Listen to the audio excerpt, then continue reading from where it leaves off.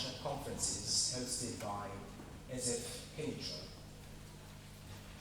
under the theme Bridging the Divide, Envisioning the Future, Teaching and Learning in Morocco. And this very opening edition, which is titled Unlocking the Potential, Teaching and Learning Across Open and Restricted Access Higher Education Institutions in Morocco,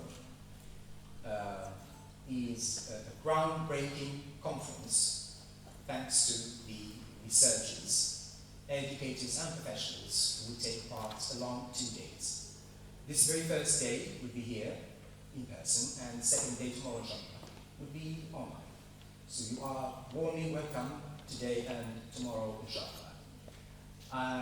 Without further ado, I will give the floor to Professor Hasna Benkian, the Vice Director, for her opening remarks. I know you applause the force.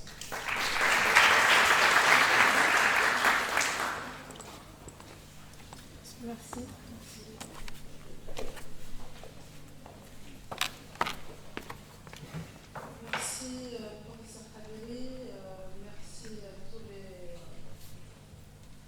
Présents, enseignants, chercheurs, invités, étudiants.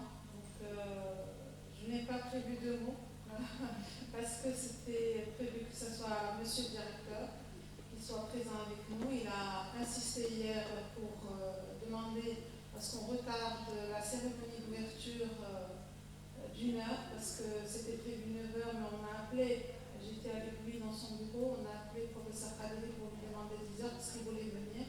Voulais assister pour vous féliciter, mais malheureusement il a eu un contretemps de dernière minute.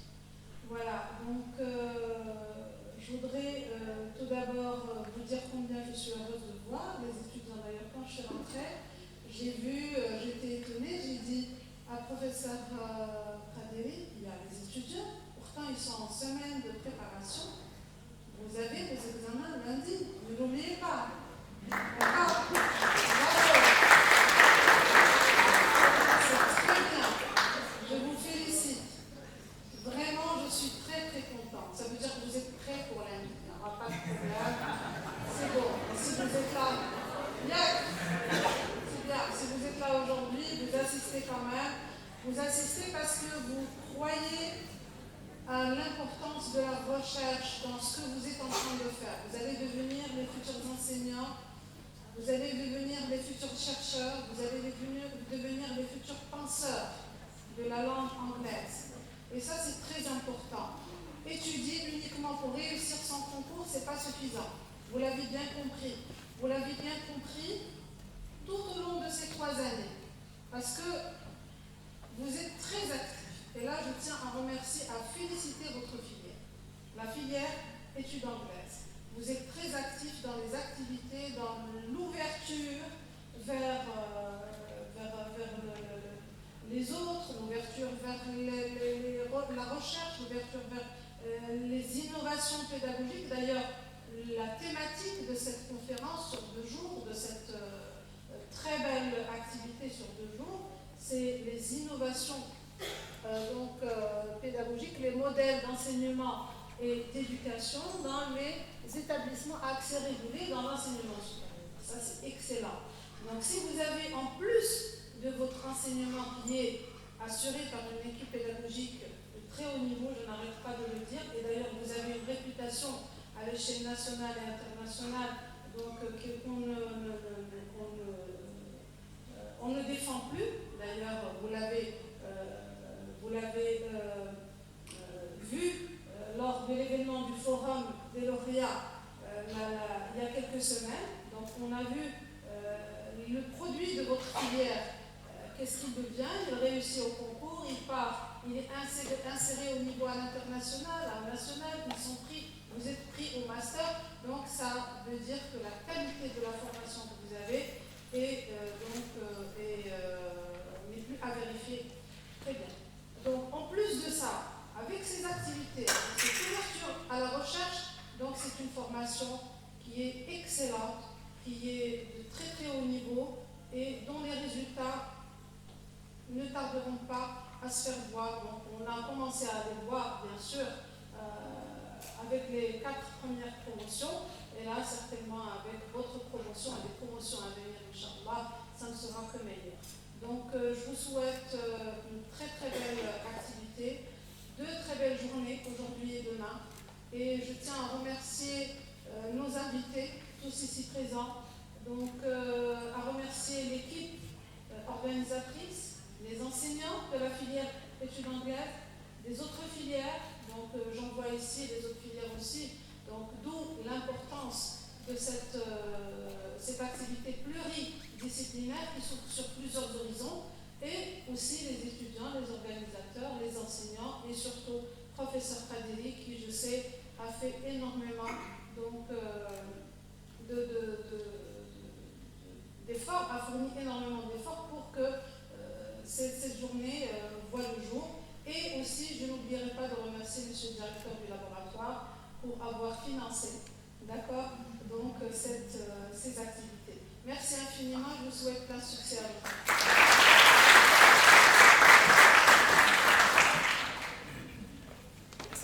Merci à vous. Merci Madame pour vos paroles inspirantes.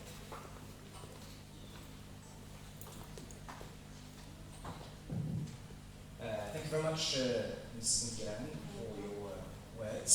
I give the floor now لكلمة الآن للأستاذ أسامة الزاهي مدير مؤتمر مشروع التقديس.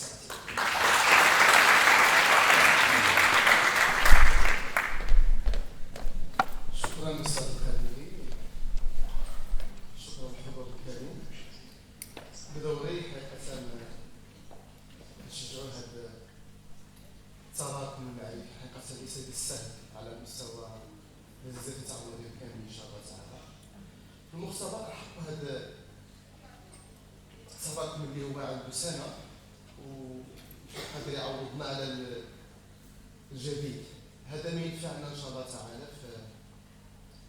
على المستوى الأفق المعرفي، لأنه أي حاجة نحسبها لأنها علمية، والعلم دائما يخدم جانب الماستر جانب الدكتوراه أو ما يفسح العلمية الجديدة.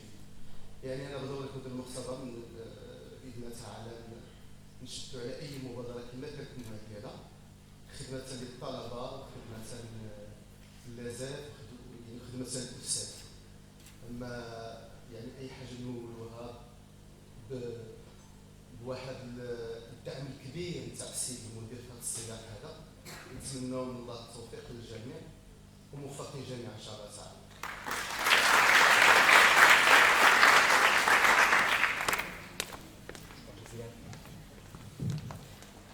شكرا جزيلا أستاذ زاهي على الكلمة المعتبرة.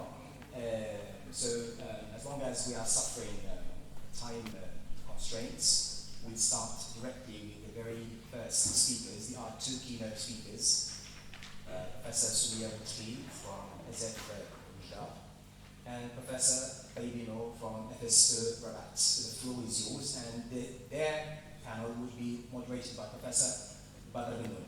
The floor is yours.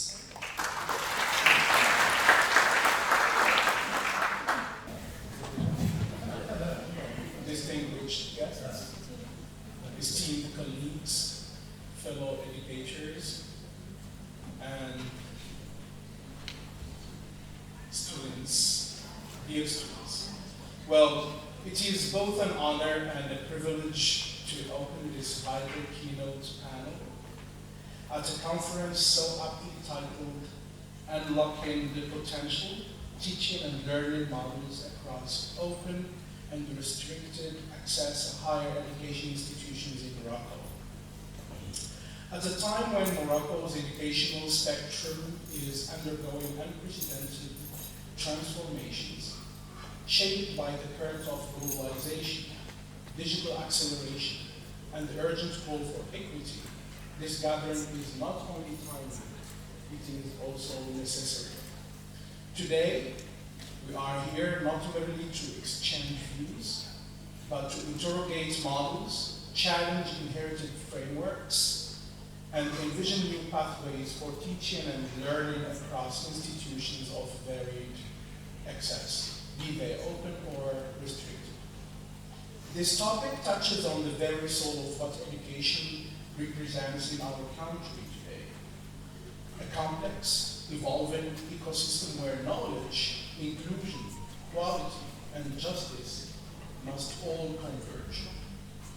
And now allow me to share with you the deep sense of privilege I feel, not just as a moderator, but as someone seated between two titans of thought and action in Morocco's educational system. These are scholars who have not only shaped discourse, but who have worked tirelessly to reshape our institutions from within. And our first speaker is Dr. Soumia Boutri. He is Associate Professor of English and Gender Studies at EZF, Mohammed I University in Oujda. A scholar with a truly global academic background, having studied in Morocco, France, and the United States of America, Dr. Boutri exemplifies the spirit of engaged, critical scholarship.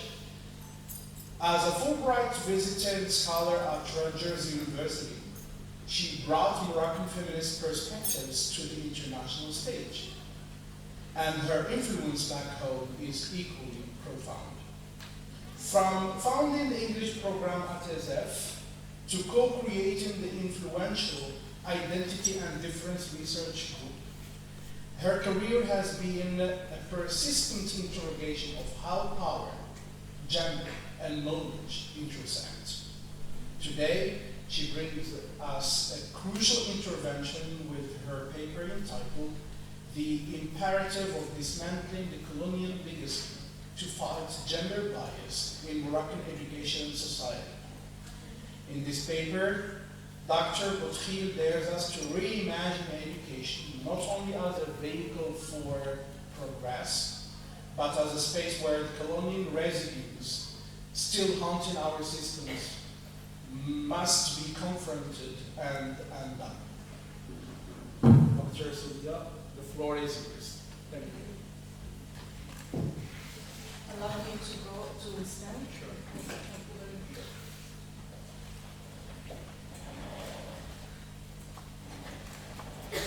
Assalamu alaikum. You made me blush, but at the same time it was very emotional to hear the introduction. Really, you should say that to my hierarchy to get a raise or something. You just spoke so well of me, you know, I'm so humbled. No, honestly, you never think that you are actually building a career until someone speaks of you. Then you realize, oh my God, I have achieved that. And more so when you are a woman. So I'm extremely humbled by your very kind words. I want to thank deeply Dr. Qadiri for the kind invitation, for the honor of giving me the floor today to co-open the conference. And allow me to also extend my thanks to Suad, who made us connect one day a year ago. Without her, I think that women have all through history been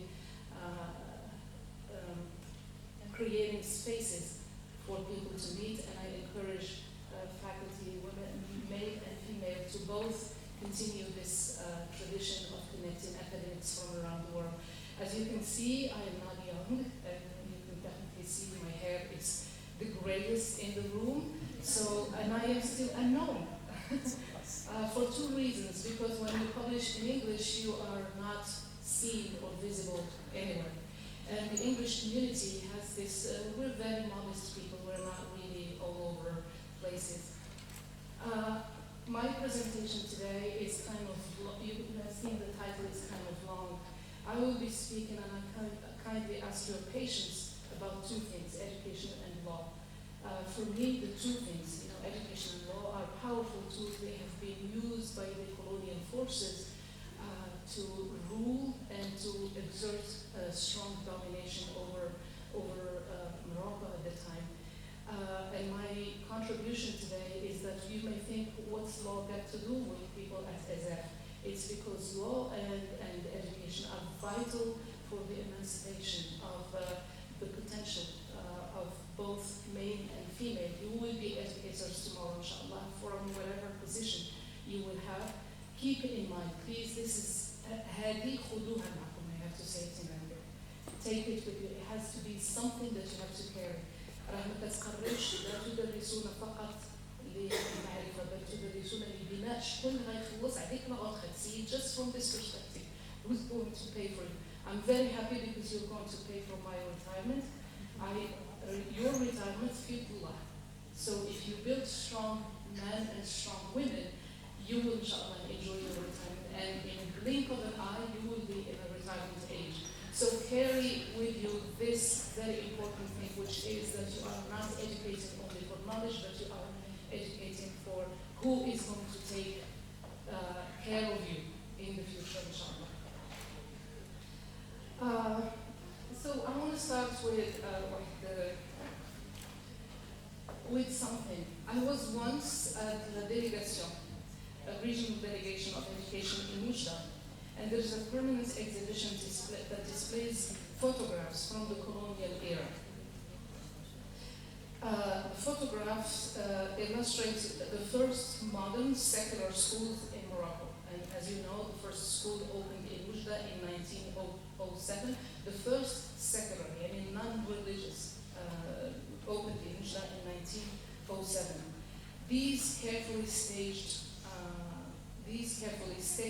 images depict so-called indigenous students involved in the earliest École Franco-Musulmane. The pictures show young boys seated in orderly classrooms embodying, this is the old school I was talking about, the colonial ideal of the disciplined and diligent student within brand new schools and lycées. What is especially striking, however, is the differentiated representation of young girls. Their photographs, this is the young boys again, École Lavoisier, more of École Lavoisier, more, and I want you to remember this one, École Maïmonide,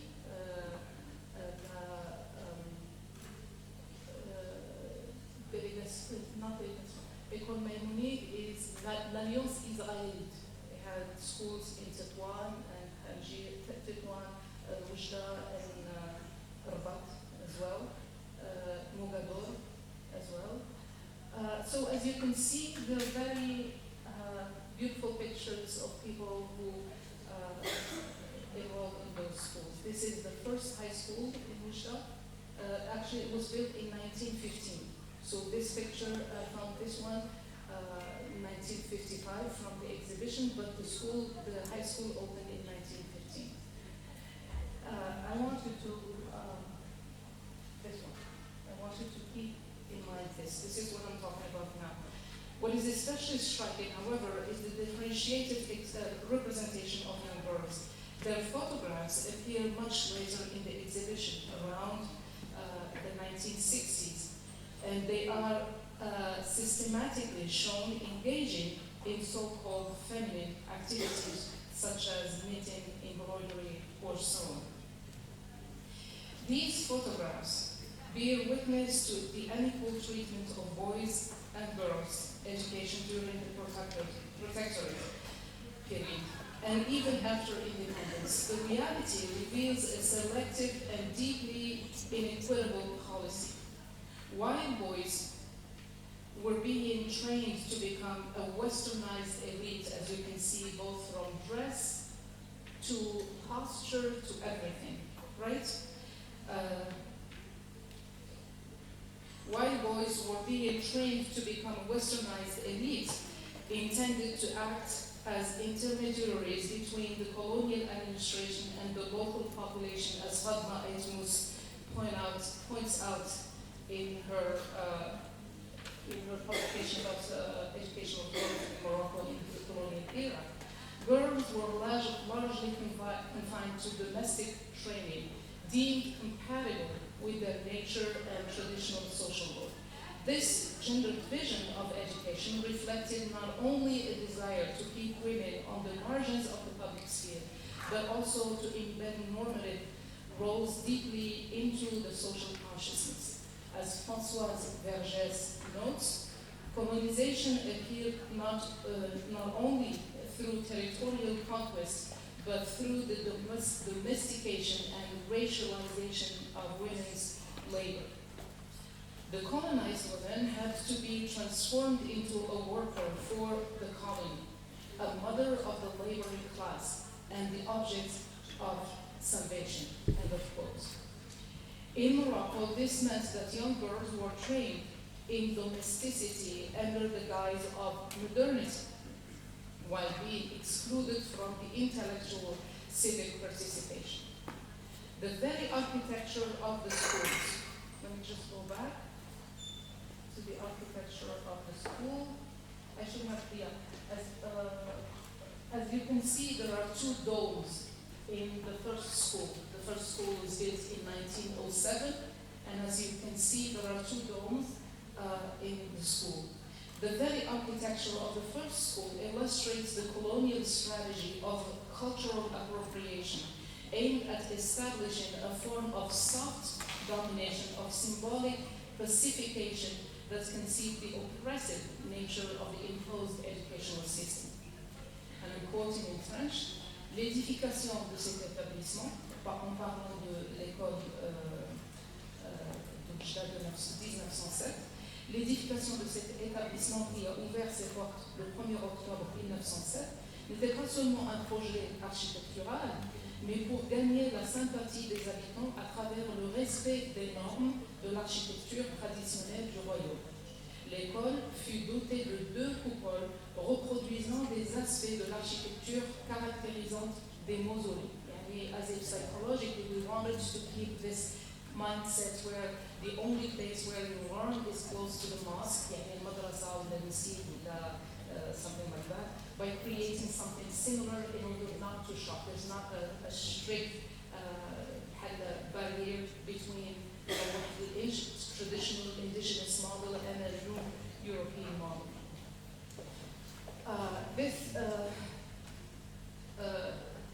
This model regarding the colonial education projects, as revealed through the visual archives of Oujda, is not surprising.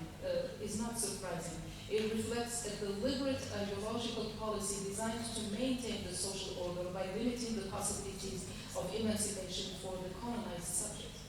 The colonial authorities focused on the education of boys, largely neglecting that of girls. And I'm quoting L'École, wrote the French director of l'enseignement musulman au Maroc in 1920. L'école se contente d'accroître la valeur normale de la capacité professionnelle du Marocain. Elle est un facteur de richesse autant que possible, de paix et de travail. Par conséquent, ne songeons pas, and I want you to pay attention to this one, ne songeons pas ni à l'émancipation du citoyen marocain, ni à l'affranchissement de l'esclave, ni à la liberté de la femme. Quand vous connaîtrez le milieu marocain, he concluded, vous estimeriez que ce pensif transplanté ici, ces pensifs, and these ideas of emancipation and liberation and everything, ils sont des dangers.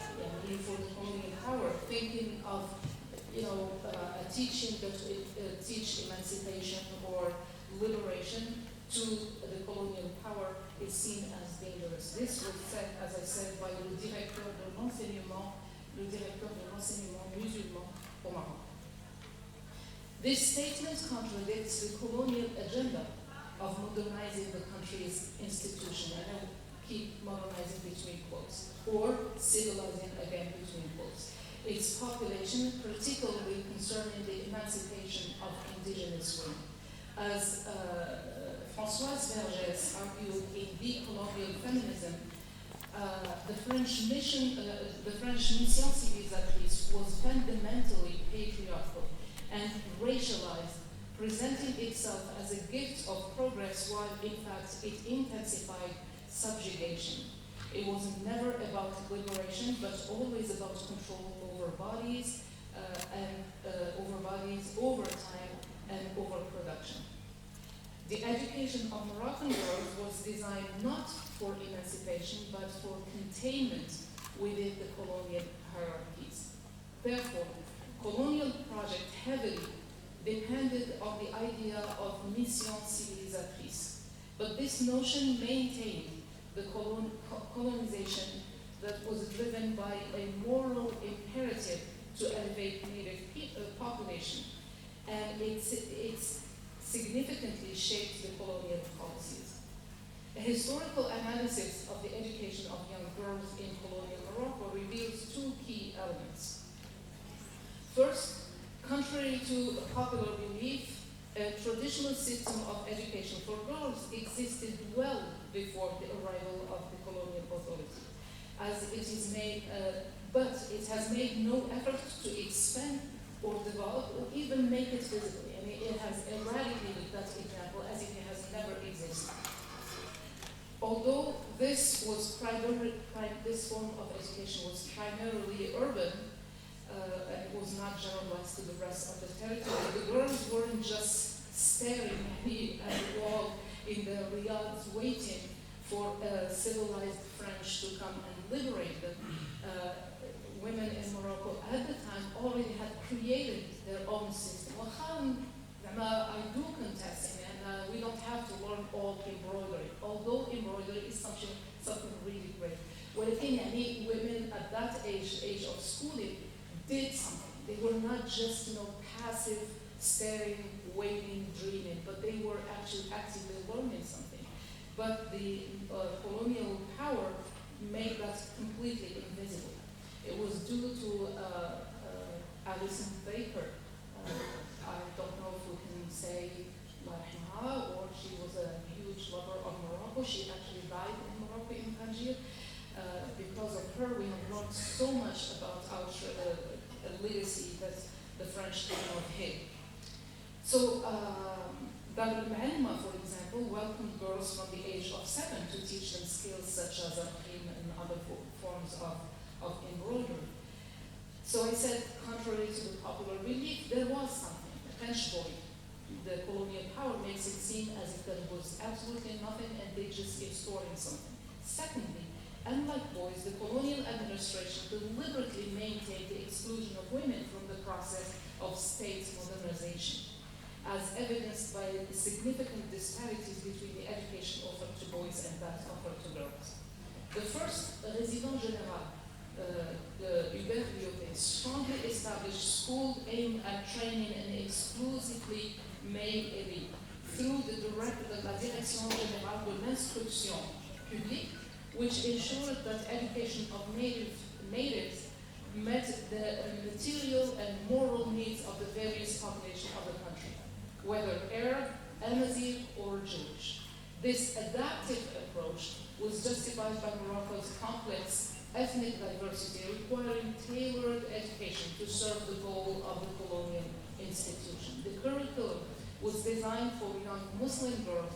The curriculum designed for young Muslim girls differed largely from that of European girls in Morocco and from Moroccan Jewish girls and from women from sub-Saharan Africa, mainly Senegalese women who were at different schools in Meknes and I don't know what the second city. Meknes, I'm sure, but I'm not sure of another city. So this so-called modern educational model had a clearly determined impact on the status of women in Morocco. On the one hand, it reinforced gender disparities by depriving indigenous girls of equal educational opportunities, namely the ones offered to Muslim boys, European girls, Jewish Moroccan girls, and later on, as I said, Senegalese girls. On the other hand, it reinforced existing gender prejudices while tightening control over women. In the years following the creation of Le Service de l'Enseignement Musulman, multiple schools were established based on criteria such as race, religion, elitism, and gender. And I'm going to name them, and I want you to just be patient with me against Badia Moments. L'Oula est le Collège des Musulmans de Rabat et de Fès.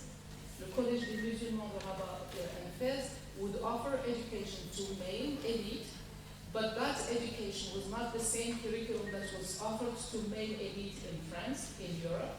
And the maximum they would get is the equivalent of Oula Bac Dirmari, with no possibility to take baccalaureate, because the nightmare for the colonial power at the time was that the male elite would nurture the idea of obtaining baccalaureate and then go to France and then build knowledge and maybe engage in resistance. So they had a different curriculum, designed similarly to the French model, but not exactly. ولكن مسدود with a glass ceiling in a way. هذا for the male. The second was l'école pour les filles de notables, where basically they would study a little bit of French, a lot of Arabic, Quran, and things related to embroidery and blah blah blah. And there were urban schools, les écoles urbaines, also école, not college, not lycée. And there was also les écoles d'apprentissage, kind of vocational training, where boys would learn how to do carpentry, regular from طبقة المتوسطة, where they would study carpentry, painting, plumber, something like that. But also there were les écoles rurales dans les régions arabes et berbères. And les écoles primaires pour les filles, I said it for les fils de notables, I already talked about this, and also l'éducation des juifs et des juives, that was principalement assurée par l'Alliance israélite. I was very struck when I was doing research for this article when I realized that l'Alliance israélite existed from Tétouan to Tehran. I don't know if you can geographically just imagine how huge the territory was. They were founded in 1860 in Tétouan, and there were more than 183 schools. L'Alliance Israélite Universelle exists until today. It's the École Maïmonide I asked you to pay attention to. No, not this one, sorry. This is the staff, the teaching staff of École Maïmonide. It is a school that was designed for Moroccan Jewish population, where they had Torah and the language and everything, and it existed from Tétouan to Tehran, as I said, for all Jewish people from all the countries in this geographic region. This fragmentation of education, organized in multiple non-communicating silos, not only reinforced social hierarchies, but also marginalized Muslim women by limiting their access to unified state-recognized educational system. An isolation that Munir al-Shabab argued curtailed their participation in the emerging public sphere and solidifying their exclusion from the legal and institutional reforms. The first article of the Protectorate Treaty, signed in Fez in 1912, states that the regime established in Morocco would, and I'm quoting in French, sauvegardera la situation religieuse, le respect et le prestige traditionnel du sultan, l'exercice de la religion musulmane et des institutions religieuses, notamment celle des Haus. Lyoté carefully wove a strategy of colonial domination based on what he called la politique indigène / musulmane. And these are documents that you can find easily. Lyoté is an alumni of the prestigious military school, l'école Saint-Cyr. And I lived in France for quite some time, and I know the prestige of that school. The Saint-Cyr graduate later asserted, je n'ai tenu le Maroc que par ma politique musulmane. Yani, I only was able to get stronghold of Morocco only through my Muslim policy, and he had a vision to reinforce certain things, and I will elaborate on that. Je suis sûre qu'elle est la bonne, et je demande instamment que personne ne vienne gâcher mon jeu. Through this policy, he demonstrated respect for and preservation of local religious belief, sometimes even showing an excessive zeal.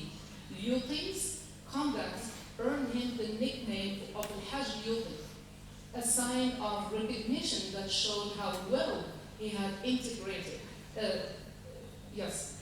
His popularity was such that when he was ill, imams all around the country organized prayers in mosques for his recovery and visited him at home and even offered him a piece of a fabric from Al-Kaaba, wishing him well. Beneath this surface of cultural accommodation, however, lay a deliberate architecture of control. The colonial regime restructured both the educational and the legal system to entrench social hierarchies, sometimes even reinforce them in an aggravated way, and facilitated foreign interests, namely the French interests. Schools, rather than being instruments of emancipation, were turned into tools for preserving the existing order and reproducing socioeconomic disparities. Simultaneously to this policy of education, the legal system introduced a dual framework that privileged the interests of the European settlers while marginalizing the indigenous population, particularly through penal law and land ownership regimes. غير briefly, دابا المغرب راح مقبل على إصلاح ديال البينال كود, right? بزاف ديال البريروغاتيف في البينال كود, if we have someone interested in law, are considered irrational even with the teaching of Islam, right? For instance, احنا كنمشيو مثلا على المقولة من شاء فليسلم ومن شاء داكشي تبغي, ما كاينش imposed religion. وعندنا مثلا في البينال كود كيمنع بزاف ديال الحوايج, مثلا باب الافطار. I was very surprised بان ايران اللي هي دولة يعني très conservatrice, مثلا الافطار العالمي في ايران لا يعقد عليه القانون. شغلك هذا سوق. في حين مثلا احنا I'm not calling for الافطار. غير باش no one would get me wrong. ولكن غير كنقول لكم, if you read, I have studied penal كاع القوانين المغربية, labor law, penal law و commerce law, قريتهم أنا في إطار لا تغيير ديال القسم ديال my démarche, my perspective هي decolonizing the law. وفي هذاك الeffort to decolonize, I had to study and understand what the French taught and what existed and what is that aligns with the religious precepts, right? And then مثلا في البينال كود القضيه هذاك القانون ديك لامينيات حيدت ديال لا لوا 475 اللي كانت تبيح للمغتصب الزواج بلا فيكتيم ديالو. هذيك تحيدات ابخي هاد النافذه. مثلا هذيك كانت بريروغاتيف اللي دارها الكولوني. هذاك هو اللي قصت بها هنا هذاك الاكساس الزين اللي كيهضر عليها اليوطي واللي كيقول لك انا سي ان جو. Je ne veux pas que quelqu'un gâche mon jeu. I don't want anyone to interrupt my game. And you can see the power of language used, and it just gives me goosebumps when I think of that. So these institutional foundations endured well beyond independence, shaping post-colonial legislation and continuing to marginalize Muslim, especially Muslim women's access to rights and mobility. In the name of respecting the customs and social values of indigenous population, the colonial institution established a system of multiple jurisdiction. شفنا شحال ديال انواع المدارس اللي كانوا, دابا غنشوفوا شحال ديال انواع ديال القوانين بالقانون. A legal framework inspired by Western norms. On the other hand, 4 distinct types of jurisdiction existed. عندنا la justice شرع, la justice مخزن, la justice amazigh, and la justice rabbinique. These various legal systems intensified disparities by isolating each ethnic, social, and religious group within its own environment. The reforms undertaken by the colonists clashed with complex realities and pre-existing divisions. General Liyuti was a fierce anti-assimilationist, يعني كيرفض أن يكون ذاك التلاقح ما بين الآخر. upheld these divisions, particularly those concerning family law. And I gave you the example of القانون 475 and la lignée d'Asmina. In reality, this segregation turned out to be very convenient to the colonial institution. On the one hand, it relieved the colonial administration of managing minor issues and conflicts, reducing its administrative burden. On the other hand, it secured the loyalty of tribes and the Makhzen. Lyoté, by maintaining the appearance of respect for local traditions and tribal laws, cleverly masked his strategy as cultural sensitivity, reinforcing his image as a benevolent administrator while consolidating colonial control. An examination of Morocco's judicial system since the colonial era reveals a discernible liberal orientation in its development in commercial, financial, and corporate law, but marked conservatism regarding legislation related to women and family law. يعني قانون مثلا التجارة عندنا قانون حرب في فرنسا. أي حاجة داخلة فيها المرأة عندنا قانون اللي كيكون vraiment très very zealously restrictive and I can't find the word, conservative. Okay?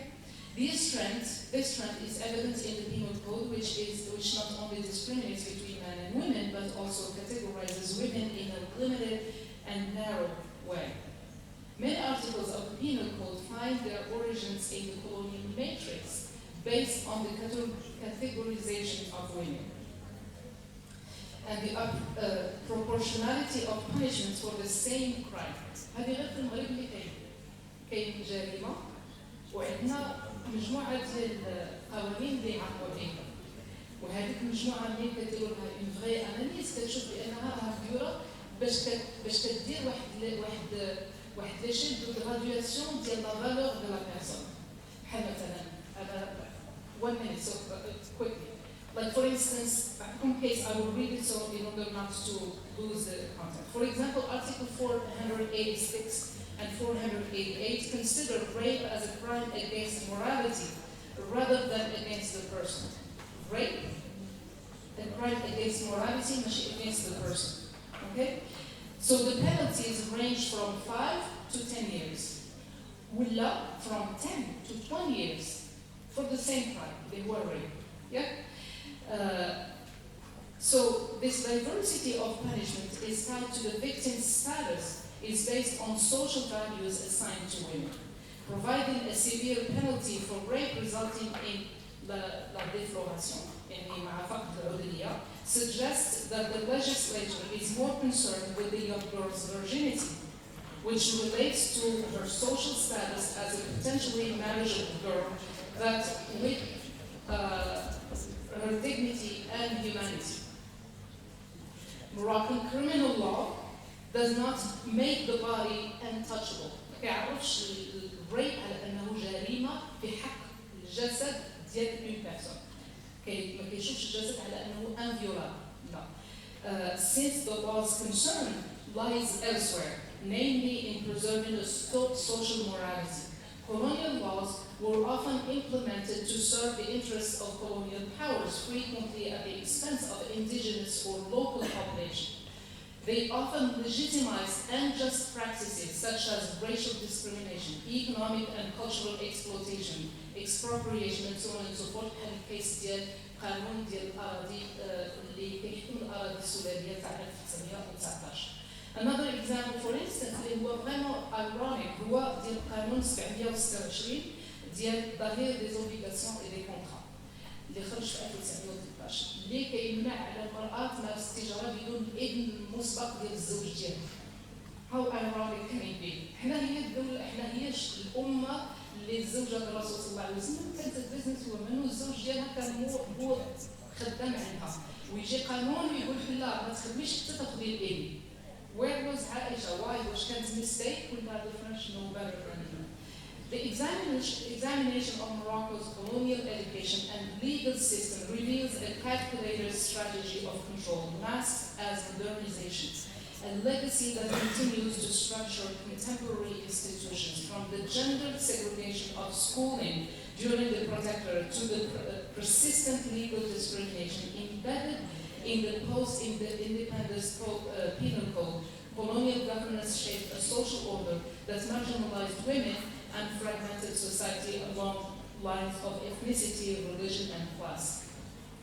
The visual archives I started with as a conclusion of Oujda's colonial schools and the remnants of discriminatory laws highlight how education and legal frameworks were mobilized to entrench inequality and limit emancipation. Addressing this legacy is not merely a matter of historical recognition of a past, but it is a pressing development challenge. As Morocco positions itself within the framework of the Nouveau Modèle de Développement that came out in 2021, so 13, for that Nouveau Modèle de Développement, dismantling the colonial legacy becomes an imperative, which is why I termed my presentation imperative of change. To achieve a genuine inclusivity, gender equality, and institutional justice. This requires a critical reform of laws and policies that continue to reflect the colonial logic, particularly in the areas of education, school curriculum, gender rights, and legal access. If the country is to realize a model of development that is truly fair and equitable to all people. Thank you.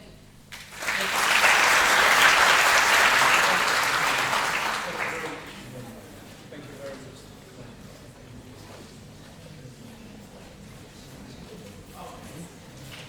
Well, thank you so much, Professor Steve, for your wonderful speech, through which you have unearthed the legacy or the colonial legacy in the educational system, especially the one in the eastern part of Morocco, Oujda, okay? And through your wonderful reading of the archive of the educational system. Well, thank you so much. And of course, we move directly to our second keynote speaker, Professor Taib Nouri, who brings with him decades of leadership at the highest levels of academic, administration, and research, both. And again, both in Morocco and abroad. Well, from Vice Dean of the School of the Humanities in Tétouan to Director of both the King Fahd School of Translation in Tangier and later the Interdisciplinary Research Center in Education Sciences at the Mohammed V University in Rabat. Professor Nouri has consistently pushed the boundaries of institutional innovation. Well, I mean, his scholarly vision is anchored in interdisciplinary thinking, global dialogue, and pedagogical integrity.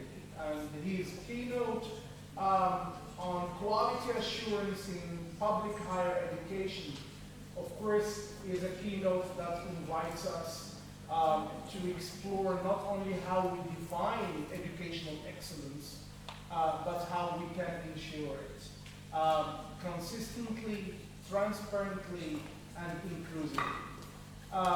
Well, I mean, of course, it is a wonderful opportunity for us to hear Professor Taib Nouri, okay, and I will give him the floor without further ado.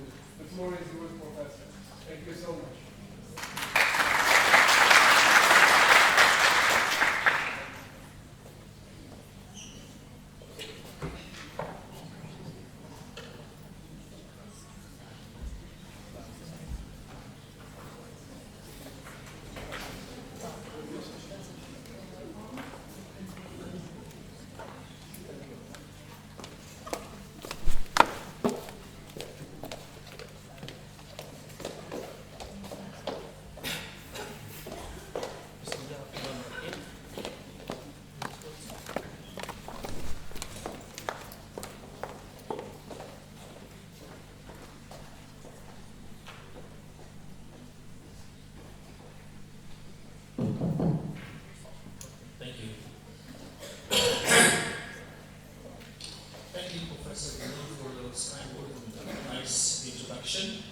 I would like to start by thanking the organizing committee for the marvelous job they have done in organizing this conference, and their head, Professor Khadiri, who has been nothing short of marvelous.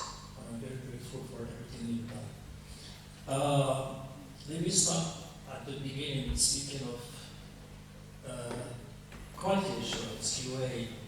I will start by congratulating you for this amazing campus that you have here. In my line of work, I have had the opportunity to visit and evaluate many campuses, both nationally and internationally, and you have here one of the best, if not the best, campus that I've ever visited. So congratulations to all of you students and staff and professors for this wonderful campus. I'm going to talk about quality assurance in public higher education as opposed to private higher education. Basically, I'm going to talk about the goals of QA for short, benefits, some challenges to QA, a couple of typology categories, give you some examples of QA agencies, both regional, national, and international. Talk very short, very little about ranking criteria, agencies, and approaches, and give a couple of recommendations at the end. Right. Today, some form of quality assurance in public higher education is needed more than ever. Reasons for that: we live in a highly competitive world. Number two, we have the encroachments of private higher education, which threatens public education. And last but not least, the development of new challenging trends and words, AI as an example. There are many definitions for quality assurance. The most basic working definition is this one: quality assurance in higher education refers to the systematic processes and procedures used to ensure the institutions and programs meet certain standards of, and these three words are very important: quality, relevance, and effectiveness. It involves evaluating and improving the quality of teaching, learning, research, and other activities within higher education institutions. So you can already see that this is a multifaceted, complex issue, and that I don't think any one presentation of any one lecture can do justice to an issue as broad and complex as this one. The immediate goals of quality assurance, there are a lot of goals, but here are some of the most important. Number one, to establish clear standards. When I say clear standards, I mean very visible, very understandable, very reachable. Number two, to develop or to foster a culture of quality.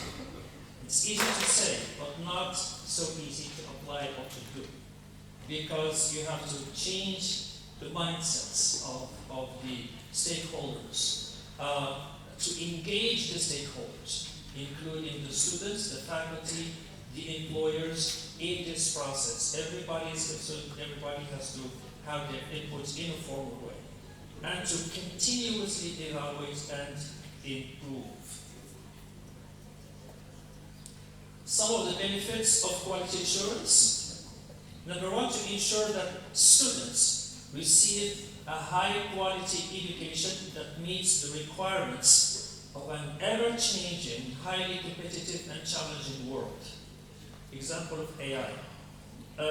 Professor Bennoun mentioned three magical words. At the very beginning, he said, challenging the inherited frameworks.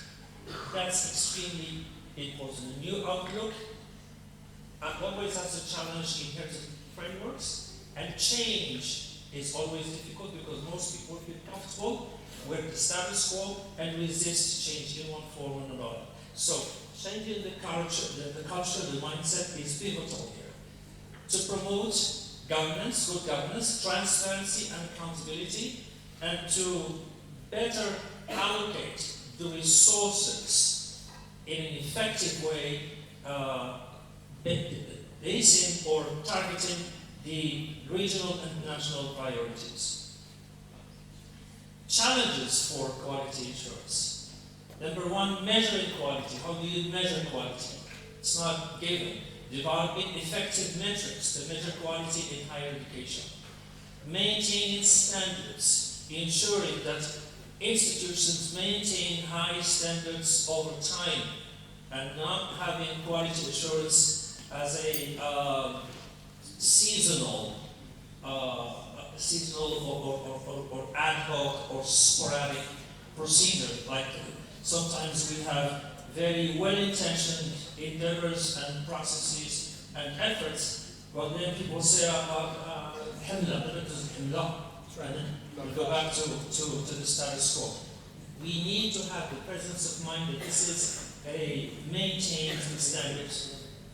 Number three, addressing diversity and cultural resistance. Again, sometimes when you try to work with different institutions in a given university, and you talk to the people in the humanities, they say, well, you are applying standards and criteria that are applicable to the sciences, the field sciences, but you're really doing us a disservice because our specificities and our characteristics do not fit that mold, do not fit that framework. So that's a very important point to pay attention to.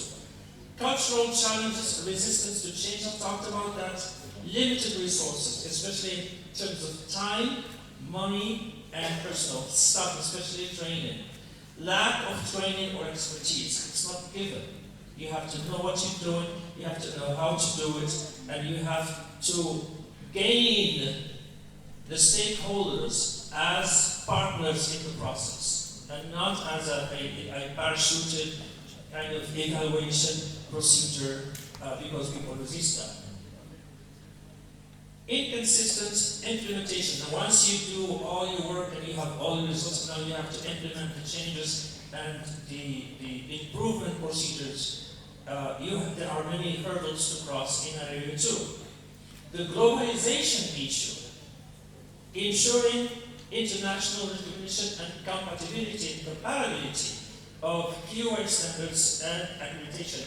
It doesn't pay because when you talk about quality assurance, you have to measure yourself to what's going on around you in the world, and not simply try to work out a system that maybe works for you locally, but does not give you the notoriety, the international notoriety and visibility worldwide. Now, in quality assurance, usually we have two major steps. First, we start by the internal evaluation. A crucial step in QA is assessing one's own strength, weakness, and areas of improvement. It's based on three specific steps: the self-assessment, the data collection and analysis, which is not easy at all, absolutely not easy, because sometimes when we go to evaluate certain institutions, we spend sometimes up to a month in that city, talking to students, doing different questionnaires, talking to administrators, to employers, to people from the socio-economic environment. It's a very detailed, very tedious work. It's not good. And then you have to have ways of processing this data in an objective, valuable way. And of course, the involvement of the stakeholders, that means everybody, as I said, the students, the evaluation criteria usually concentrate on academic quality, on student satisfaction, on research productivity, and community engagement. Also important is action planning. Develop action plans to address areas for improvement identified during the evaluation and prioritize actions and allocate the necessary resources for that. The benefits of QA, very briefly: improved accountability, enhanced quality and improvement, informed decision making, ending up with a data-driven decision-making process, and increased transparency. Of course, also monitoring and follow-up are very important. Sometimes adjustments are made to the action plan as needed. And reporting and communication. Communication is key, is very important in the whole process. And then we move on to the second step, which is external evaluation. Now, after we have done the preliminary work internally, then we require the help of external evaluators. A crucial process in QA that involves external experts. Peer review, external experts review institutional programs, services, and processes, and they look at the details of every process. They are more objective in their assessments. Sometimes, sadly enough, we confuse professionalism with social or personal relations, and that affects the results, affects the procedures, affects the work. I mean, the relational is always important, is always good.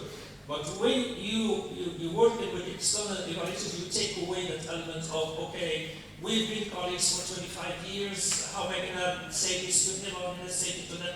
You take that element away. So it's more professional, more, if you want, more objective is the word I'm looking for. Site visits, gathering information, observing operations, meeting with stakeholders, documentation review, institutional documents, your policies, your procedures, your programs, your strategic plan. What is the strategic plan of a given institution? Not simply, as Professor Nun said, working with the inherited frameworks, but as a community, as an academic community, what is our strategic plan? Where do we see ourselves in 5 years? Where do we see ourselves in 10 years? What are the real needs in our modern world for our students? Are we really preparing our students for their time? Even Umar bin Khattab said, "Rabbu abna'akum bi zamanihim." There are new challenges on the table all the time.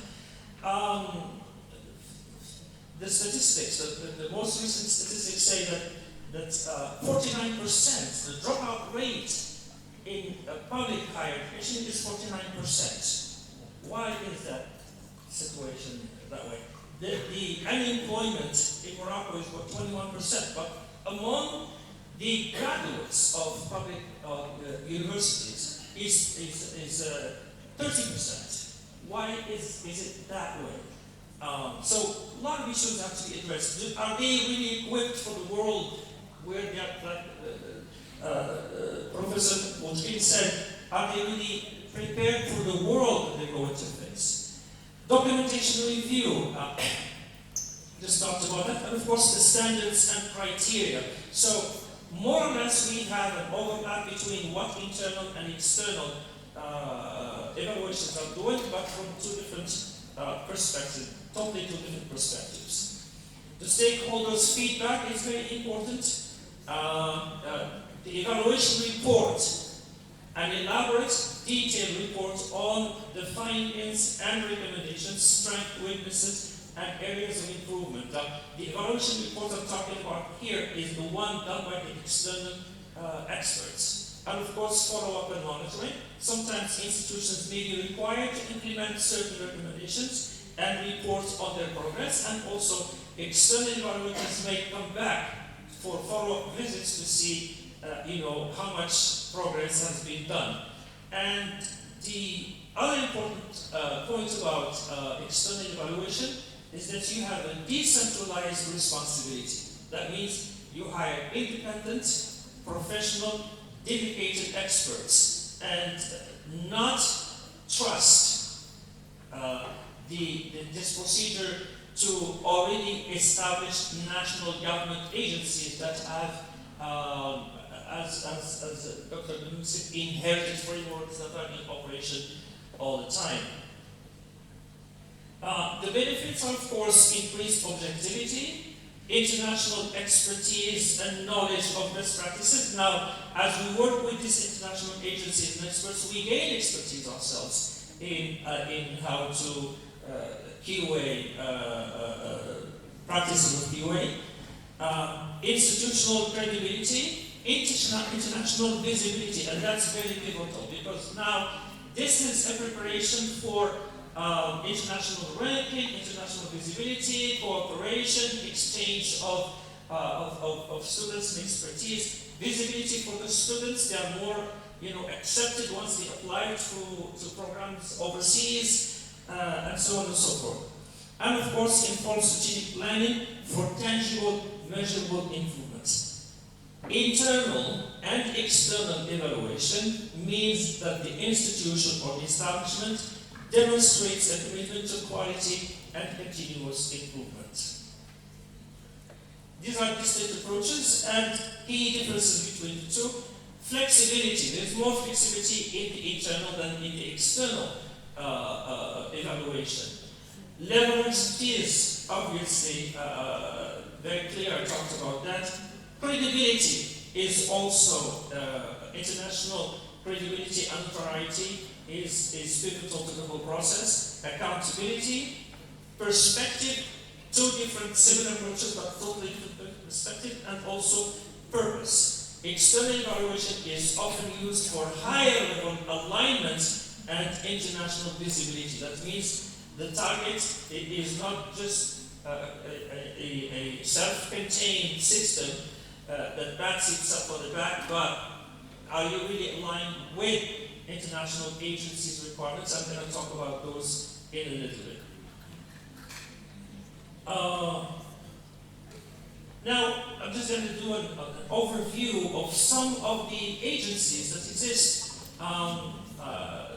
We had the opportunity to work with different agencies both in Asia, in Europe, in the United States, and I'm just going to give you a few examples here. Regional agencies, the Arab Network for Quality Assurance in Higher Education.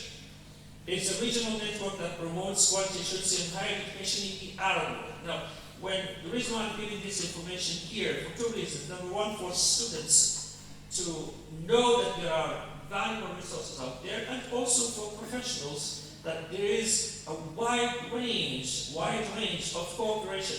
And these agencies that I'm mentioning here are only too happy to share their expertise and to cooperate with countries, especially from Morocco, because Morocco has a very, very good, nice reputation worldwide in terms of its educational system, believe it or not.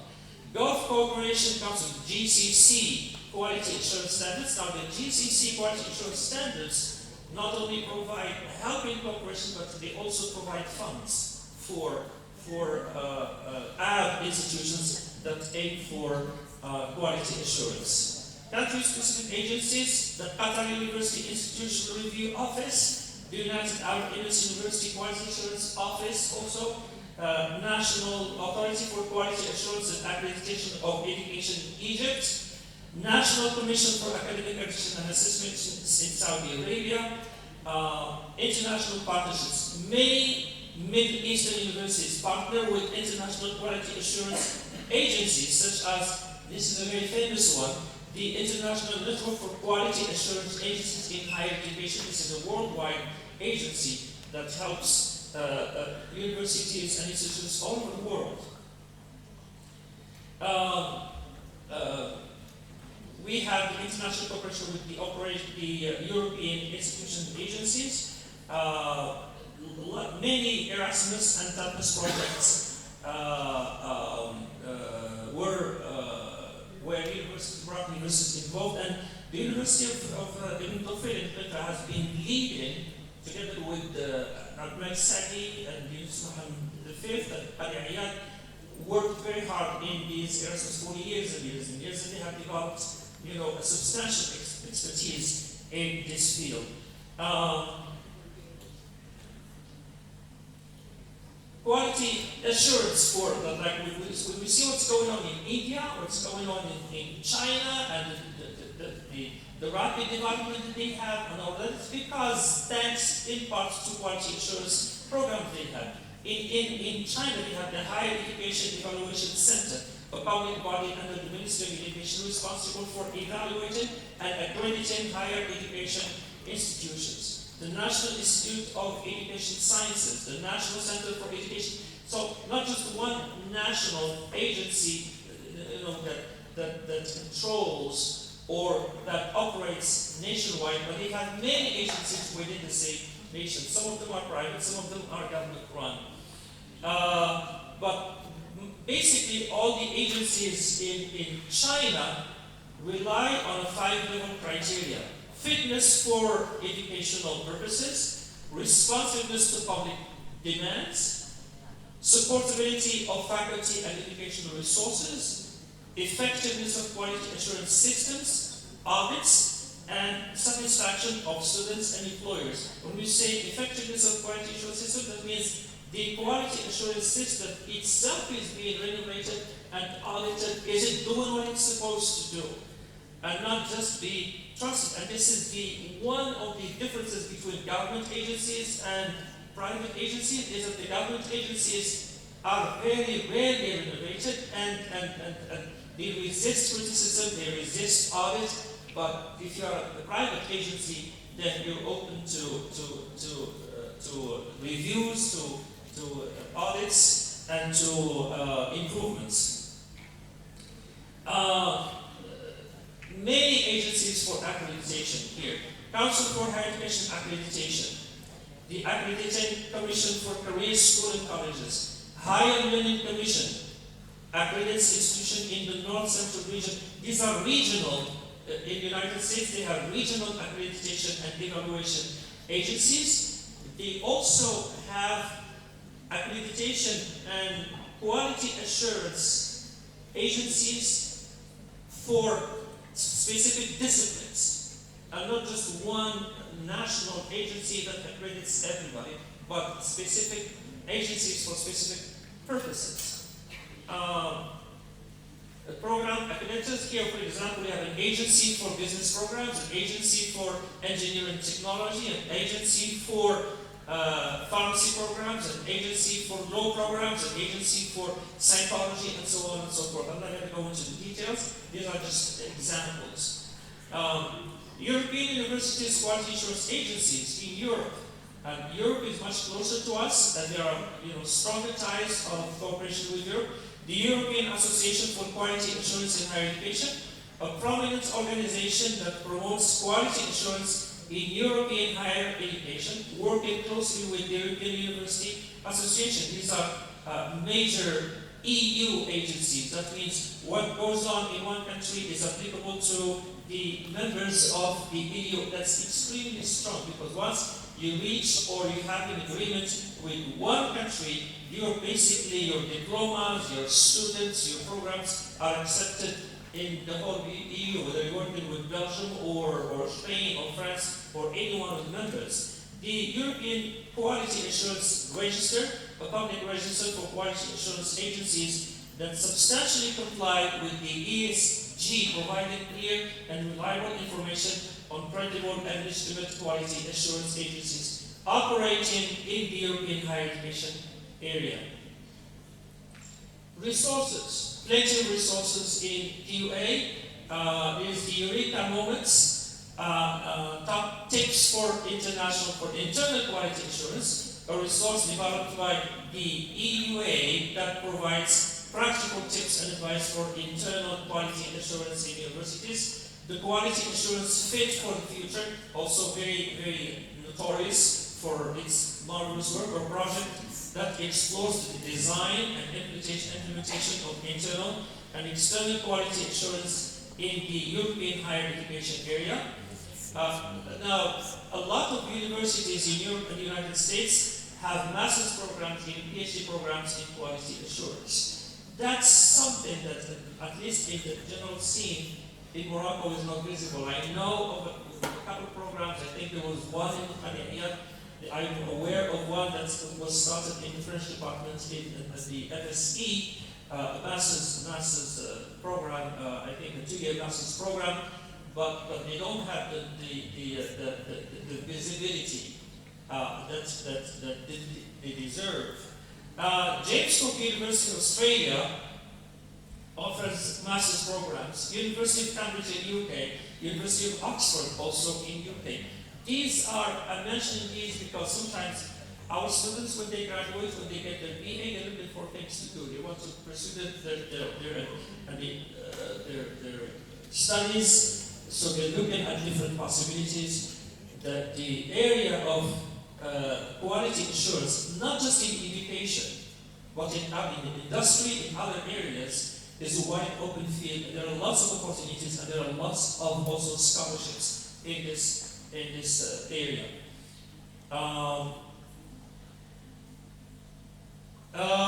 Also programs in the US. Georgetown University has a program in POA.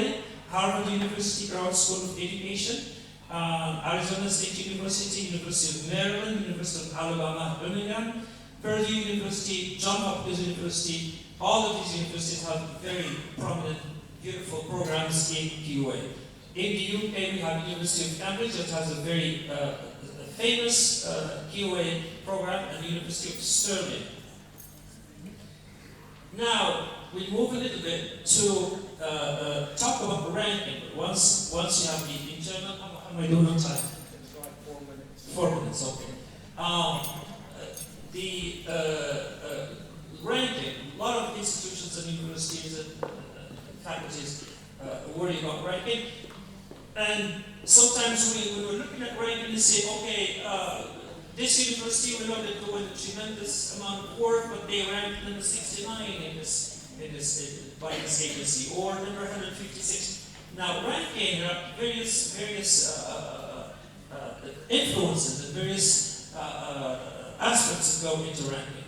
Some of the ranking agencies, the US World University Rankings, evaluate universities based on academic reputation, employer reputation, faculty-student ratio, citations per faculty, international faculty, and international students. Now, every ranking agency has its own criteria, which may be different from the criteria that another ranking agency uses. And so you may rank low by the criteria of one agency, but much higher by the ranking of another agency. So it's not like a uniform, unanimous picture. Times Higher Education World University Rankings evaluates universities based on teaching, research, international outlook, and industry income. Industry income, that means how many patents do you have? How many, does the university generates income from its innovations and inventions. Academic ranking of world universities, published annually by the Shanghai ranking. I think most people are familiar with the Shanghai ranking. Ranks universities based on prizes and medals earned by the faculty, and also by highly cited researchers, papers in indexed major publications, and per capita academic performance. Regional rankings, the US World University Rankings by region, provides ranking for universities in specific regions such as Asia, Latin America, and the Arab region. Also, when you look at ranking, are you looking at the worldwide ranking, or African ranking, or European ranking, or Asian ranking? It makes a big difference. The World University Ranking by region offers regional rankings for universities in areas like Asia, Europe, and Latin America. Other rankings, US New Best Global University, ranks universities globally based on research performance and reputation. I'm going to skip to this. Limitations. University rankings have limitations, including methodological biases. Different methodologies can lead to various rankings. Gaming the system. Institutions may manipulate data to improve rankings. And this is done worldwide, not just, it's done in Europe, in Asia, in a lot of, basically in every corner of the world, some cases, we've seen cases like this, and limited scope ranking may not capture all aspects of university quality. One of the problems that we have in Morocco is the visibility of research and work. A lot of professors do marvelous work, but they do not communicate that work either to the university or to the agencies concerned. And so, we have a lot of professors that get prizes and are recognized for their academic and research really outstanding efforts, but it remains only some students and their colleagues know, but it's not visible worldwide. The agencies provide valuable insight into university performance, helping students, researchers, and policymakers make informed decisions. Another aspect when we talk about ranking is that different ranking agencies allocate different percentages to different criteria. And so while an agency allocates like 40% to research, another agency will allocate only 20% to that. So some percentages here. The academic reputation, for example, the famous US World University Ranking Standards, for academic reputation, 40%. Employer reputation, 10%. Students to faculty ratio, 20%. Research citations per faculty, 20%. International faculty ratio, 5%. International student ratio, 5%. How many international students do you have in your faculty? And here are some other ranking, but the basic idea is that different agencies not only adopt or use different criteria, but they also use different percentages for those criteria. In conclusion, I'm going to say no university in the world has been able to achieve sustained development, growth, and prominence without serious gauges in place for measuring effectiveness, efficiency, governance, productivity, and the impact of its programs on the students and the socio-economic milieu or environment, both regionally and nationally. QA requires a profound paradigm change in the way we view academic authority and responsibility. If I dare to give some recommendations, I would say, number one, it is a good idea, maybe it's a necessity, to establish a QA committee within the institution, within the faculties, and work collaboratively in a cordial, constructive manner. Enhance the culture of change, of evaluation and improvement. Really embrace this mindset. Introduction of new courses and programs like AI literacy, even in the humanities, AI literacy, social media studies, influencers and public management, and finally, to encourage promising students to apply for programs in quality assurance. Opportunities and scholarship are available worldwide. And thank you for your attention.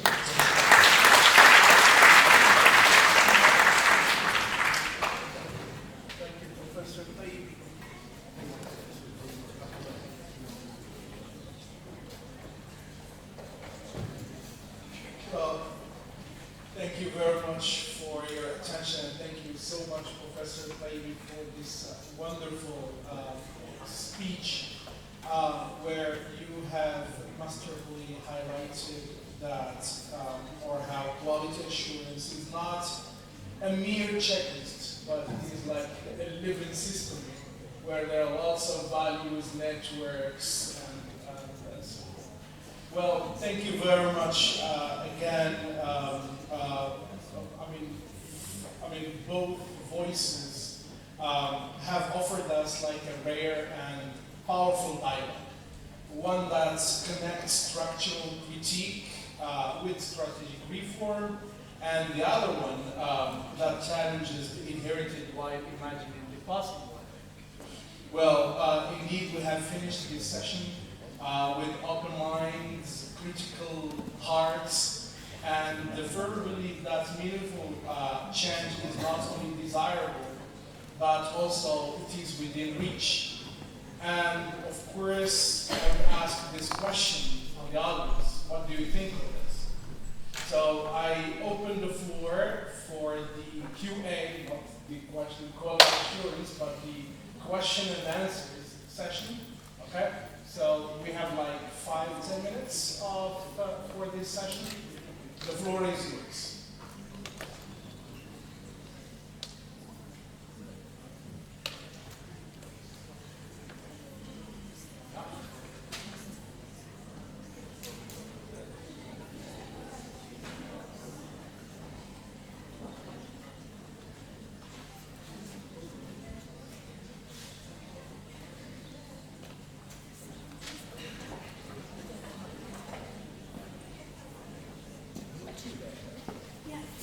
Yes? Any questions? Any comments? Any thoughts about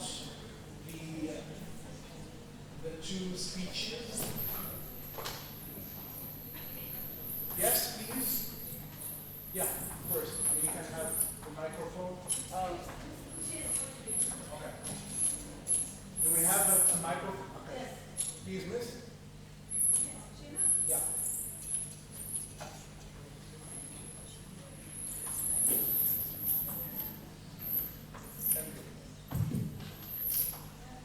Hello, my question is for Dr. Soleil. First, I would like to say that we are very happy and proud today to see female figures with such quality, training, and level of expertise. My question is, according to you, is the status quo of today's education or educational settings in Morocco still favor males over females? That's it. Thank you. Shall we gather the questions first and then we have like... Yeah? Any other questions? Yes.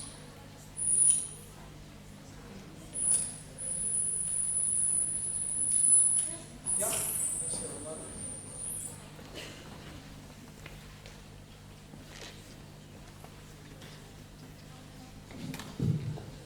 Okay, thank you so much for your insightful keynote speeches. So I have a question to ask about the quality assurance.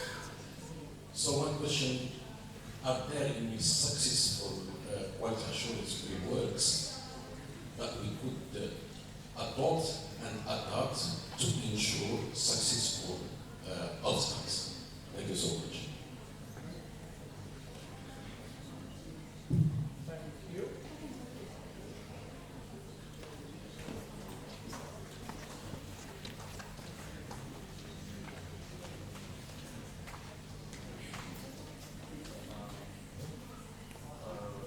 I have a question for Professor Mousti. Thank you for the quality of your contribution to today's event. Well, it's a reflection. It's a reflection that I have. Don't you find it quite a contradiction to blame the colonizer for problems that had existed long before the colonizer set foot on the Moroccan territory? And decades after, we want to emancipate ourselves using thought paradigms that are westernized. Don't you think that it's more appropriate to rise the occasion and think of other ways to emancipate ourselves? I mean, and detach ourselves fully from all, I would say, influence from the past, because what I see, as I see, is ghosts from the past we blame for problems that we have today. Another thing is that, don't you see as a call, like a silent call for recolonization, because this is counter-hegemony. A call for recolonization to solve problems the colonizer could not solve during, I don't know, the period they spent here in Morocco. Thank you. Thank you. Thank you. Yes, the person. Hello everyone. First of all, I would like to thank the two speakers for their inspiring speeches. The first question is about, gender-wise.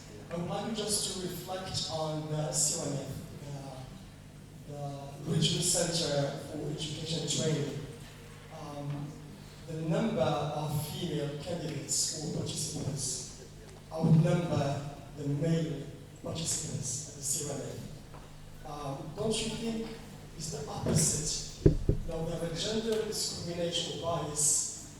Girls outnumber boys or male trainees. It's my question again. The second question about the quality assurance. It's a very interesting topic, and I would like to congratulate you on this one.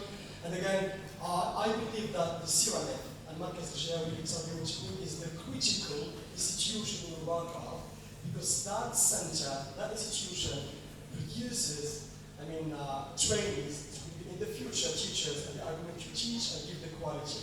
What do you think about quality assurance? Do you think it's implemented at the CIRANEF centers in Morocco or not? Because I would just like to shed light on the quality classes. I'm a professor at EZ in Strasbourg. At the same time, I'm a trainer, a part-time trainer at the CIRANEF in Rabat.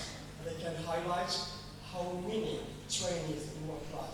I'm a trainer. I'm supposed to give a workshop, not a presentation, not lecturing. But in one tiny classroom, there are more than 65 trainees, condensed. So don't you think that it's high time not just to talk about quality, but we need an urgent initiative for this. And thanks again for the two topics. Thank you so much. Maybe one last question for the gentleman there. Thank you. I personally have two questions for Professor Baybino. I didn't quite hear you. Do we have quality assurance in agency in Morocco? Do we have a national one? Do we also have regional agencies? And the second question is a bit personal. I felt sorry to hear that you stopped teaching at university level. I was one of your students in 2015. Yeah. We cultivated the way we think. Your lectures were one of the most interesting lectures, and I really felt sorry to hear that you stopped teaching. Thank you.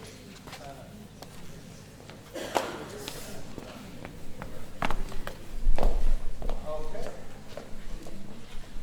So, start with you, Professor. Okay. Sure. Thank you so very much for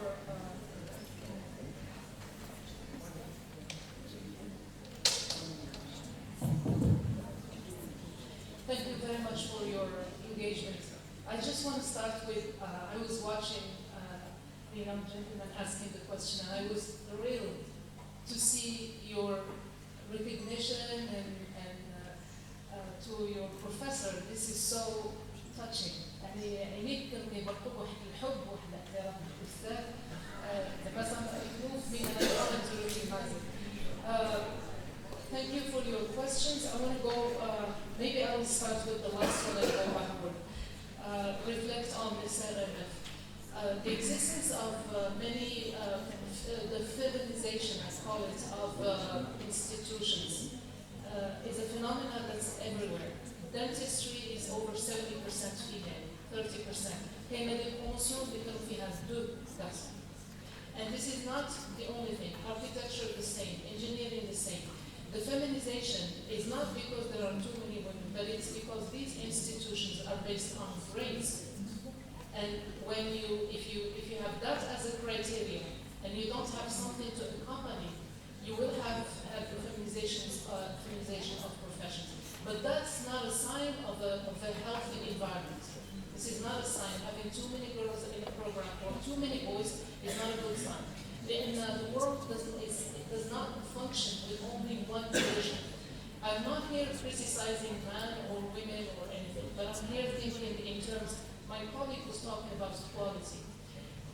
You cannot envision a balanced environment. We cater to a whole society, right? And if we can cater to a full country, in the future of a country, we need to have the intelligence the emotional intelligence, the wisdom of both men and women in the classroom. So that is something that needs to be done. Outside the second thing concerning environment takes me back to the question of I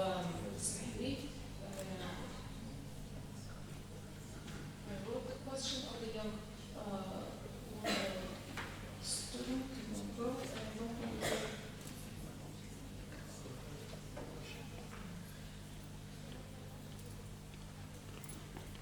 I don't know where I wrote it. Somewhere. Can you please remind me briefly of one of your questions? My question was, does the status quo still favor male? Exactly. Yeah.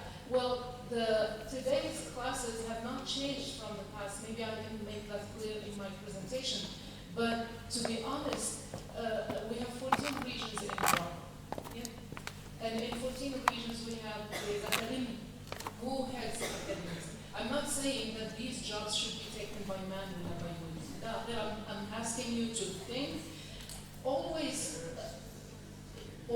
look at what are the things dictating a philosophy, a vision, a curriculum, and so on and so forth. 14, the ministry has always been given to men. There's nothing problematic with it. We need men and we need women. Maybe alternating would be a good thing. There's a note of Madame Al-Abida. I didn't have the chance at that time to start. I didn't start my project at that time, so I can't say what was her contribution at the time. She was not a minister, but she was a very powerful woman in the Ministry of Education. I can't speak really from void. I can't say whether her contribution was good or bad or anything. We're not discussing people's work. We're discussing in terms of strategy, what was the vision at that time. When it came, the Ministry of Education, whether higher education, education is always in the hand of man. We have Madame heading Madame Mahima Burkia is now heading an important institution exactly that will certainly continue the work provided by the team at the CMP.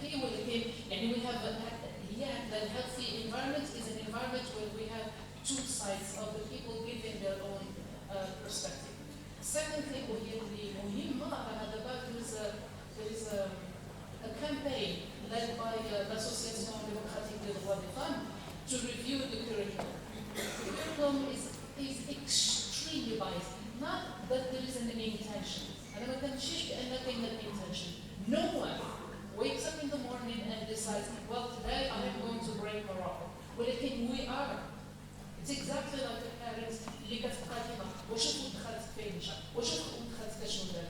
That doesn't mean that the parent is bad. The parent thinks that this is going something that will motivate the child to do something. Udaba psychology says this is the worst thing to do. When you gain Sharia maturity, you realize that you haven't been doing any service to your child. When it came and we blame the parents, no, their intention was good. The same thing that no one wakes up in the morning and says, I'm inviting us. I don't have a solution. Well, honestly, I don't think a solution has to come from anywhere. Your contribution is really very timely and in her discussion. And my intention is we always look at le modèle français as a modèle civilisationniste and progressist and blah, blah, blah. And a polarized society where we have one group that still believes in a kind of cohesion. One group that says, لا, خصنا نرجعوا للهوية ديالنا وهذا. I'm not asking that, هذا ولا هذا. I'm asking to rethink a new model. أعطيكم un exemple très très simple. دابا الحكومة تدرس مع المجتمع المدني مع المجتمعية النسائية over something that's very important. And we were discussing this issue earlier before we started. اللي هي the second shift. دابا فاش كتكون المرأة خدامة كتكون full time خدامة وكيكون ملي كترجع للدار she becomes a full time mother. So عندها ما بين 6 العشية ل 12 الليل she has to really speed up, do what a normal woman would do along the day. لأن هي خدامة بتكون أبسط. وكيكون عندها واحد full schedule بحال شي خدمة which leads to exhaustion, leads to depression, leads to self-equation. وهذاك السكند شيفت غادي inferiorize راه كلشي لا ريشيرش فيمينيست بس هذا على السكند شيفت. خصنا نهضروا على القضية ديال لو طرافاي ديال الكار في الدار. It has to be valued and it has to be خصنا نحطو القيمة عليها. إلا عندي خدامة كتجي للدار كدير الميناج وكتخدم النهار كامل شحال كتخلص قدا داكور يبقى انا هذاك القدا خصني نحطها على العقل لان ديك المرة كتخدم على العام في الدار. This is on one hand. On the other hand الحاجة اللي مهمة هي أن كيفاش هاد المرأة كدير فول تايم في الخدمة وكترجع دير فول تايم في الدار وما عندها اوكين ريكونيسونس. بيغ اونكور هاد المرأة ملي كتموت فين كتمشي للغرفة ديالها؟ ما كتعطاش للراجل اوتوماتيك. الراجل الله فاش كيموت كتعطى للزوجه ديالو. المراه فاش كتموت راه ما هي ولا لونها والله عارف باش تجيها. وهضرنا على الترقيات وهضرنا على شحال من حاجه. This is why we are at extreme exhaustion. دابا كنهضروا على ان بزاف ديال لي جون في راهم معمرين لي انستيتيوشن good for you. غير no importance ديال gender. ماشي gender has never been a divide. Gender is only a lens. غير من الدار كتلبسها باش كتشوف احسن. اشنو كتشوف ماشي باش تقول وانتم خايبين. هاد الجندر كيقول انتم خايبين. لا ما كيقولناش انتم خايبين. الجندر كيقول لنا انتم وحنا نو سون دي فيكتيم ديال ان موديل بونسي باغ كيلكان دوك. اجيو نخرجوا ان موديل ديالنا. نعطيكم ان اكزومبل هضرت لكم على السكند شيفت. حنا دابا الجمعيات النسائيه كدارس كتقول الحكومه وراه السيد كيران الله يذكرو بخير في واحد الاخر قال لي بحال قال لك واه دابا غنحسبوا المراه خدمه بحال ما كيقول لك ماشي معقوله وماشي كنقلل من القيمه ديالو ولا حاجه. كنحترم كل شخص وكنعتبر بان كل شخص كيعطي اون كونتريبيسيون.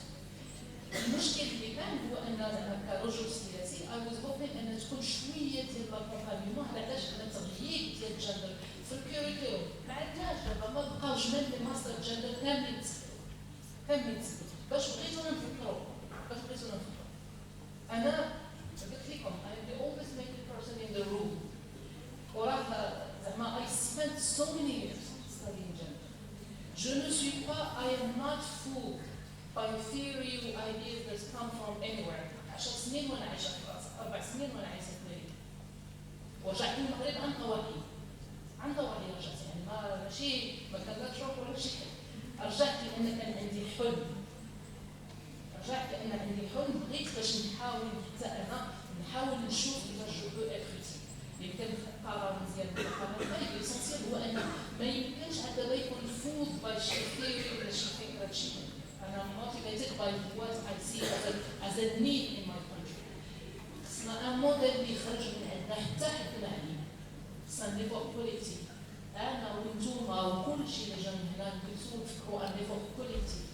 يكون عندنا داك مثلا نقفل بهذه كنقولوا بان هذاك الجندر بادجيتين اللي هو الاعتراف بالعمل ديال النساء نحطوا ان شيء ونقولوا المراه كتخدم في العمل ديالها على الصالير ديالها على روتريتها على سونتي كاع هذا راه نقولوا بحال الرجل قانون الشغل مزيان. ايوا الخدمه في الدار كومون اون لا كالكول والماتيرنيتي كومون اون لا كالكول.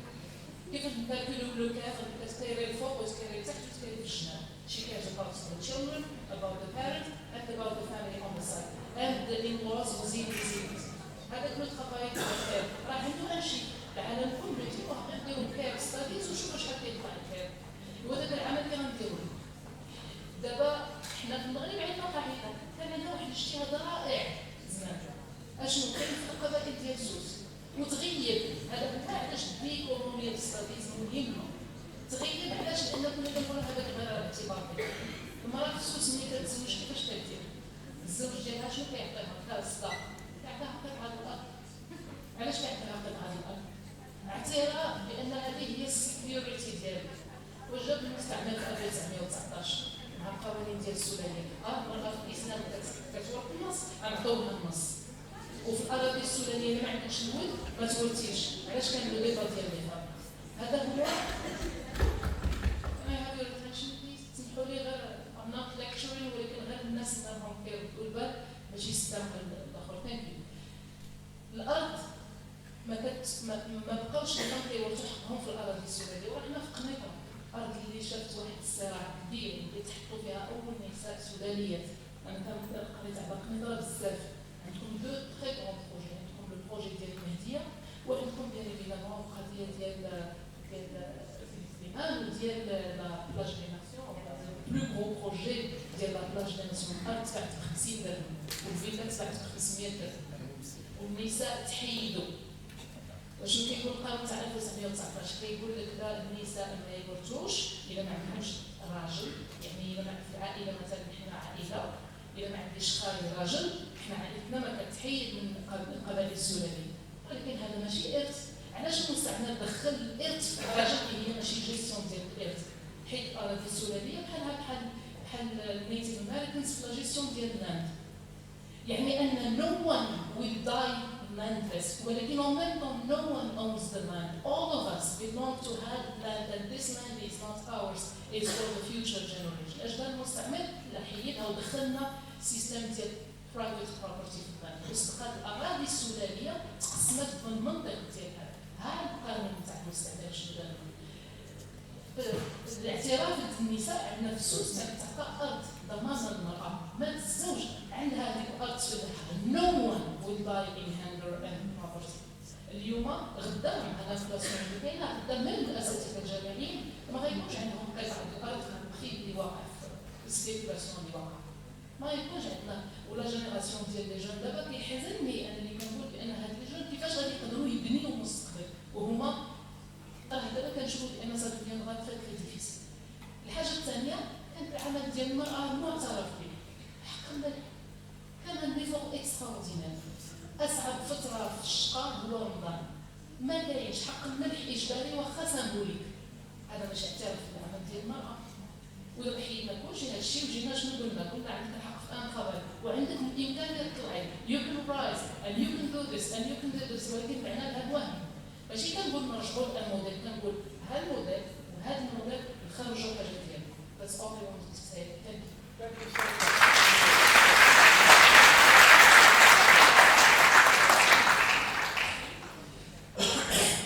Thank you very much for your reactions. It's always heartwarming to see ex-students, especially with the best gift a professor can get is when they meet an ex-student that has kept good memories, and when you feel that you have impacted the life of that student in one way or another, that's like you meet my now, to the questions, one of the questions was about if we want to start over. Let me start by the questions about the national agency. Are there agencies for quality assurance in Morocco? Yes, there is. There is national agency, what they call the ANIAC, the National Agency for Evaluation and Quality Assurance of Higher Education and Research in Rabat here. And it has a number of objectives: quality, to encourage quality culture, accountability, international recognition, all the things we talked about. But, and I have been involved with the ANIAC for many years, but the practical objectives that it pursues and it really acts on are the assessment of establishments, the assessment of training programs, and especially the most pronounced or prominent job that they do is serve as a platform for institutions applying for the accreditation of programs. But when it comes to the assessment of programs, where institutions are supposed to have assessment at the end of every 3 years, at the end of every year to apply for, what we call conviction. It's basically, sadly, and I appreciate Dr. Montreal's introduction because she's speaking from the heart. And it's not just an academic lecture, an academic exercise, but you really feel that we feel for the country, we feel for what we're going to do. And sadly enough, the assessments and the evaluations have become more or less like a routine thing. Everybody knows what to write in these things, in these applications, and the status quo is maintained. And we need to move away from that. I don't know of any regional or independent QA agencies in Morocco, and I think if they existed, I would know about them. But I'm not aware of anyone other than the panel. Now, the other question was about what can we do if we want to start a QA in an institution. Number one, we need a strong political will. When I say political will, even institutions have a political view, even, they know where they are, they know what's happening globally, they know where they want to head. Sometimes they butt heads with the government policies, and they don't like this or they like that, but we know where we're heading. Number one, we need the political will, we need the consensus of the majority of the stakeholders to embark on that note. And then we need the creation, starting by the creation of an internal QA committee within the institution. And number two, seek training, specific training because there are specific procedures. Because the most important thing is to convince the stakeholders, whether they are university professors or students or employers or the socioeconomic environment at large, that you are a partner, that we're ready to help, that we're working together. Like Dr. Boutry said, we're working together, man and woman, every level, working together as professors, as administrators, as employees. We're working together to make the day a better day, to get from good to better. And then, of course, there are one very important point is the institutional strategy. Where do we see ourselves as students? One of the questions that I used to ask my students, especially first-year students at the university, in my first class is, where do you see yourself? Imagine yourself 5 years from now or 10 years from now. Where are you and what are you doing? And most of the time, what I get back is laughter from the students.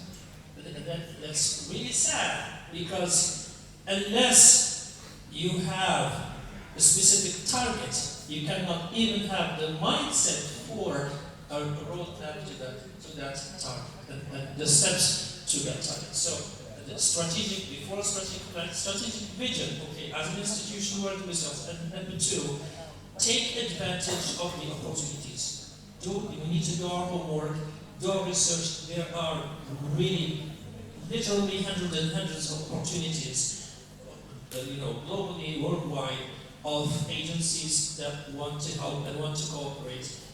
They're not just doing it for, just to help, but it's to their advantage as well, because in their system, the more they integrate international universities, institutions, and students and professionals, the better it is for them. So one of the criteria for the evaluation also is this international outreach. And I hope I have covered everything. Thank you.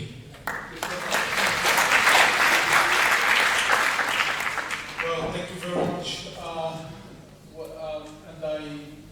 I think we leave the floor for the first panel, but before I would like to thank again both speakers and also the coordinator of this wonderful groundbreaking conference.